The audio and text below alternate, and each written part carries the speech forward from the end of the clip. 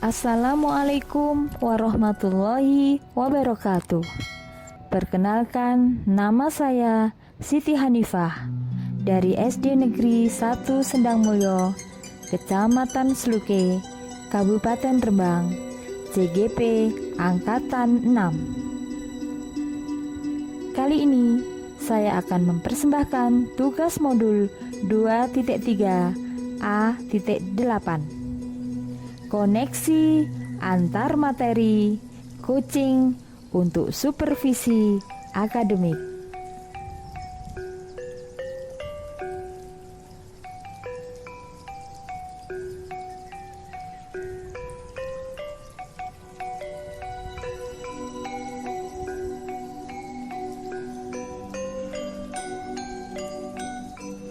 Fasilitator saya adalah Bapak Irwan Rozani, MPD.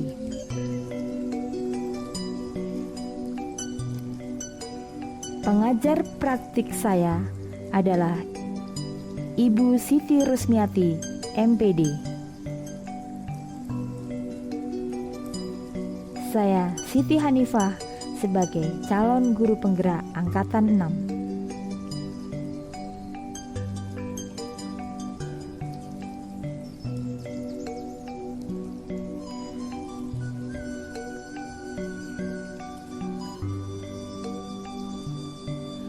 Pada pendidikan guru penggerak, tujuan CGP menyimpulkan dan menjelaskan keterkaitan materi yang diperoleh dan membuat refleksi berdasarkan pemahaman yang dibangun.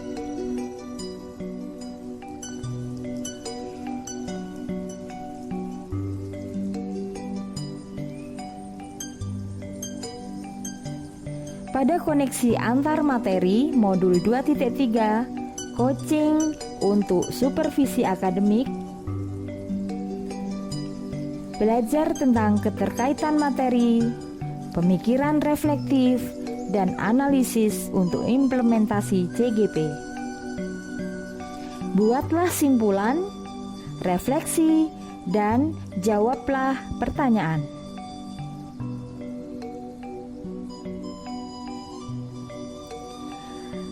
Peran sebagai coach bisa ditonton di link YouTube.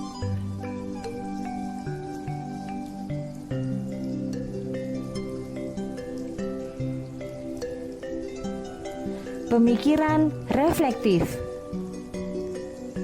Setelah mempelajari modul ini, saya memahami bahwa sebagai guru penggerak haruslah mampu menjalankan salah satu peran guru penggerak, yaitu menjadi coach bagi guru lain untuk menemukan sendiri solusi atas masalah yang dihadapinya melalui kegiatan supervisi akademik menggunakan konsep coaching.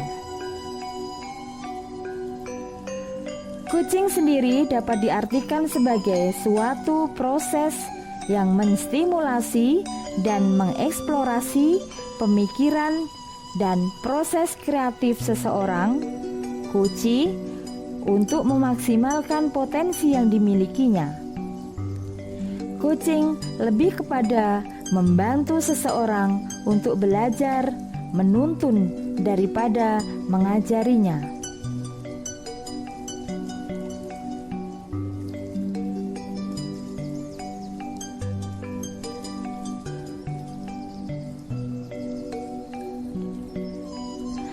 Agar menjadi coach yang baik, yang perlu diperhatikan adalah kemitraan. Dalam coaching, posisi coach terhadap coachee-nya adalah mitra. Itu berarti setara, tidak ada yang lebih tinggi maupun lebih rendah.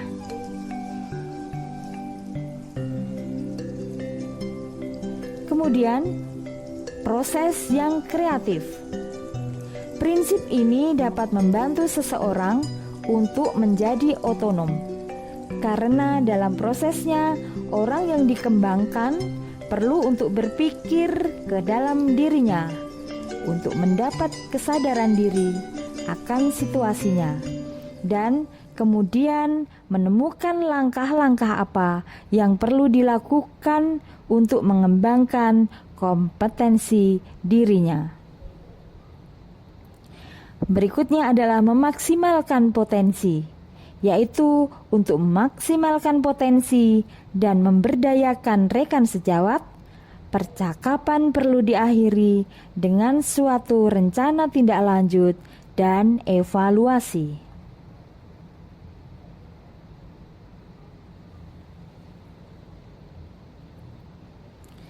Agar mampu menjadi coach yang baik, saya harus memiliki fokus pada kunci atau rekan yang akan dikembangkan, bersikap terbuka dan ingin tahu, memiliki kesadaran diri yang kuat, dan mampu melihat peluang baru dan masa depan.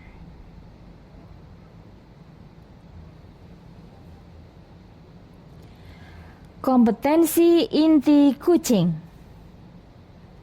1. Kehadiran penuh atau present. Kemampuan untuk bisa hadir secara utuh bagi kunci sehingga badan, pikiran, dan hati selaras untuk melakukan coaching. Kedua, mendengarkan aktif.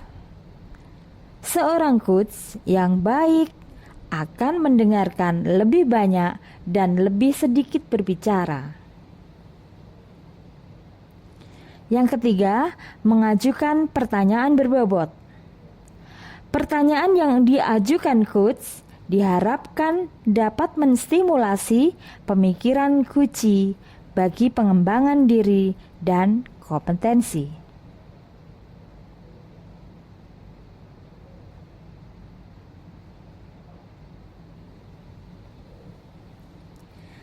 Ciri-ciri pertanyaan berbobot. 1. Hasil mendengarkan aktif. Menggunakan kata kunci yang didapat dari proses mendengarkan. 2. Membantu kunci. Membuat kunci mengingat, merenung, dan merangkai fakta. 3. Bersikap terbuka dan eksploratif. Struktur kalimat terbuka membuat kunci menjawab sambil berpikir. 4. Diajukan di momen yang tepat, tidak terburu-buru, dan ditanyakan di waktu kunci sudah siap memprosesnya.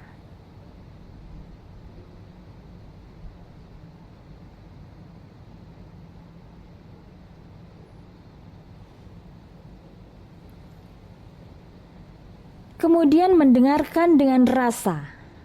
Rasa merupakan akronim dari R. Receive.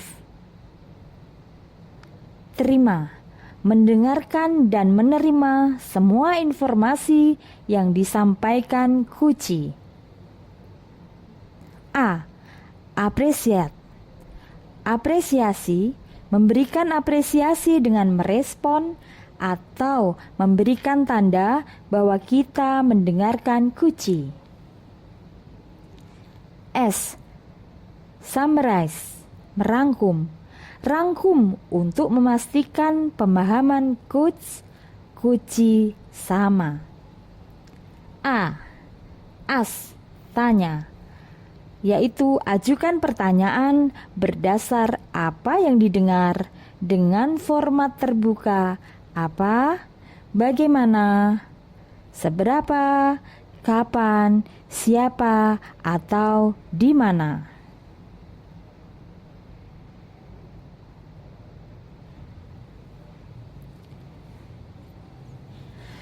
Coaching dengan alur Tirta.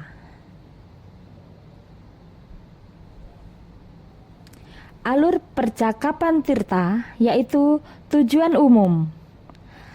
Tahap awal di mana coach dan kunci menyepakati tujuan pembicaraan yang akan berlangsung. Berikutnya, identifikasi. Coach melakukan penggalian dan pemetaan situasi yang sedang dibicarakan dan menghubungkan dengan fakta yang ada. Kemudian rencana aksi, pengembangan ide atau alternatif solusi untuk rencana yang akan dibuat. Berikutnya tanggung jawab, membuat komitmen atas hasil yang dicapai dan untuk langkah selanjutnya.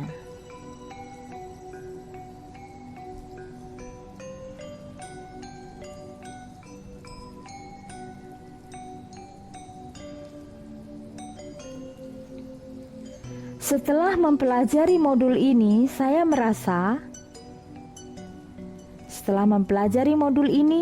merasa lebih memahami dan termotivasi untuk menerapkan proses coaching dalam membantu rekan sejawat untuk menemukan solusi atas masalah yang dihadapi.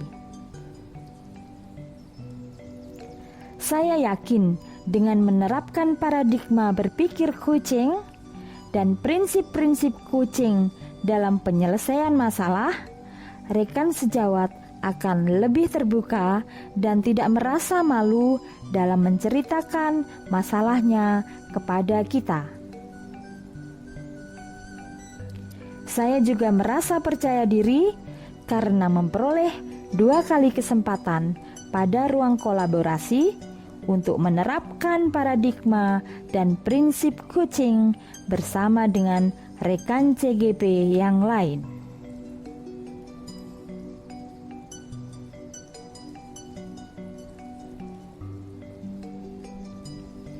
Yang sudah berkembang dengan baik dalam diri saya setelah mempelajari modul ini adalah melalui praktik coaching yang saya laksanakan.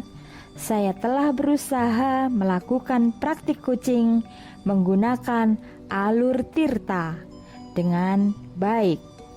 Saya juga sudah mampu menerapkan paradigma berpikir dan prinsip coaching dengan baik, serta telah mampu untuk menguasai kompetensi inti coaching dengan baik.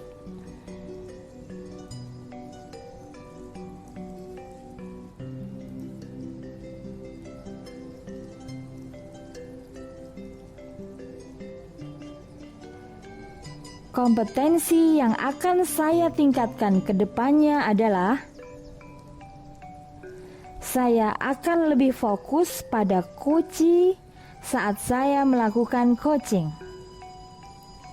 Saya akan berusaha sebisa mungkin untuk mengarahkan coaching dalam menemukan solusi atas permasalahannya dengan menggali lebih dalam atas potensi dirinya tanpa asumsi-asumsi dari saya.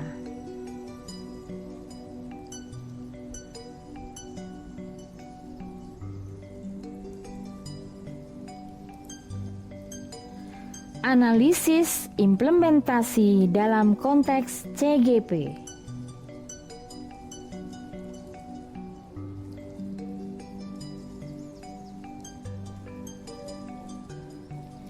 Bagaimana penerapan coaching untuk supervisi akademik? Supervisi akademik adalah serangkaian aktivitas yang bertujuan untuk memberikan dampak secara langsung pada guru dan kegiatan pembelajaran di kelas.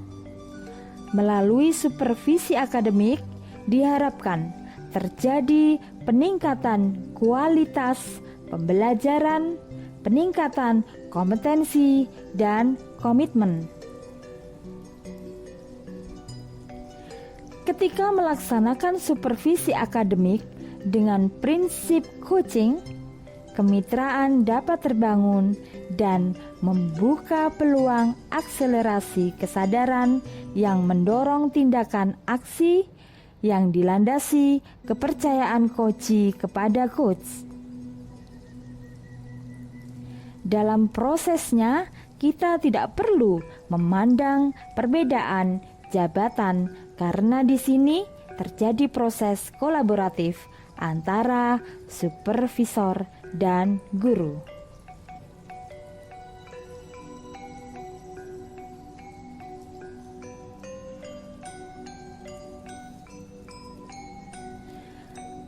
Apa tantangan implementasi coaching di sekolah? Fakta di lapangan, kegiatan supervisi akademik diasumsikan sebagai kegiatan observasi atau penilaian kinerja guru, sehingga kadang guru merasa terbebani ketika pelaksanaan supervisi akademik.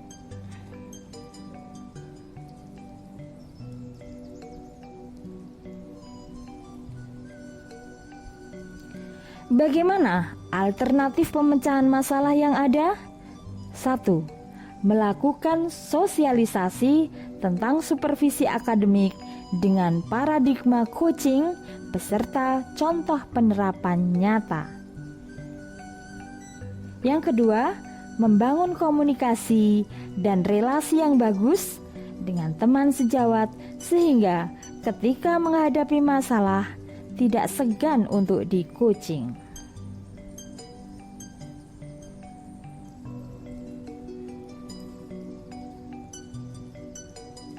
Keterkaitan coaching modul 2.3 dengan materi sebelumnya, yaitu pembelajaran berdiferensiasi modul 2.1 dan pembelajaran sosial dan emosional modul 2.2.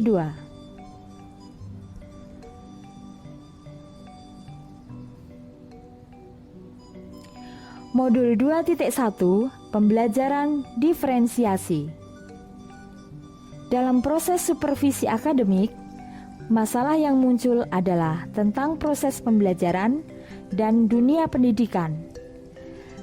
Pembelajaran diferensiasi dapat kita jadikan patokan untuk penggalian informasi atas masalah yang ada.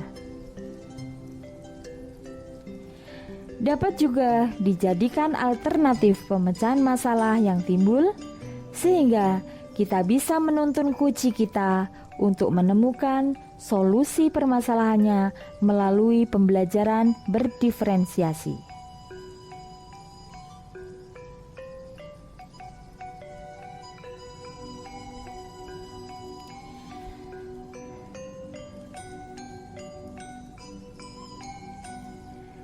Keterkaitan dengan modul 2.2 pembelajaran sosial dan emosional. Dalam proses supervisi akademik, sangat diperlukan penerapan kompetensi sosial emosional, yaitu kesadaran diri, manajemen diri, kesadaran sosial, keterampilan berelasi, dan pengambilan keputusan yang bertanggung jawab, baik bagi coach maupun bagi coachee. Coach perlu memahami dan menumbuhkan kompetensi sosial dan emosional agar mampu mengendalikan dirinya dan menuntun coachee untuk menemukan solusi atas masalahnya. Coach juga perlu menerapkan teknik stop untuk menghadirkan mindfulness saat proses coaching, sehingga akan fokus pada masalah coachee dan coachee. Juga lebih fokus dalam proses identifikasi sehingga dapat ditemukan solusi yang sesuai atas masalah yang dihadapi.